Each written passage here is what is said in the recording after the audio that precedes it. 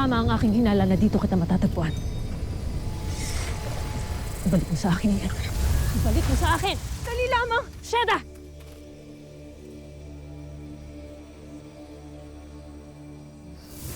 Sandali lamang! Paano mo nagawang ako ay pagnakawan? Sa kabila ng aking pagtanggap sa iyo? Nais ko lamang mahanap ang aking ada. At ito lamang ang tanging paraan na aking nalalaman. At sa tingin mo'y sapat na dahilan niyon upang sayangin ang tiwalang ibinigay ko sa iyo? At tila kinasangkapan mo pa ang aking hadiah. Nasaan si Tera? Bakit wala siya dito? Sa panahon ng magpakita o magpahiwatig ng buhay si Mitena, siya ay aking wawasakin.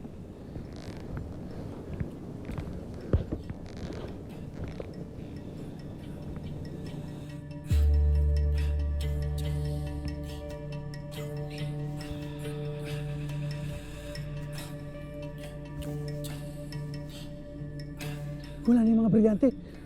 At si Mitena! Nasaan si Mitena?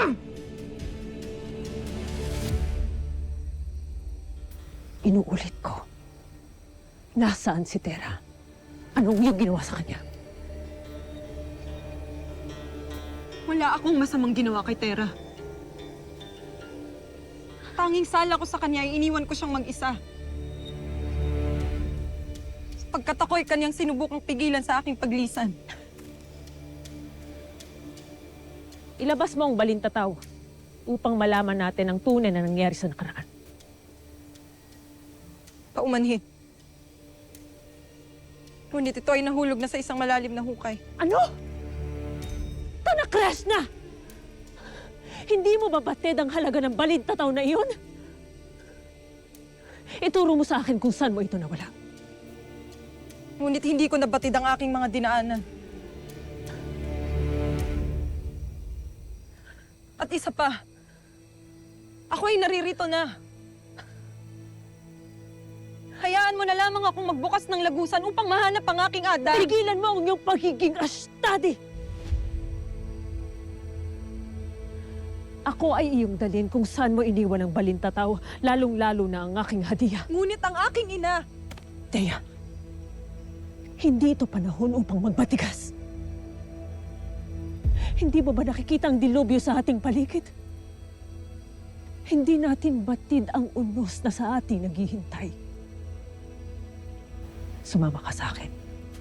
Sumama ka!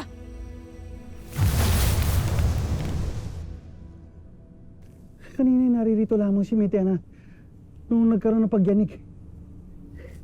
Pati yung mga brilyante. Nandito lamang sila nung ako'y nadaganan. Pero ni isa sa kanila wala. Ano naman nangyari sa kanila?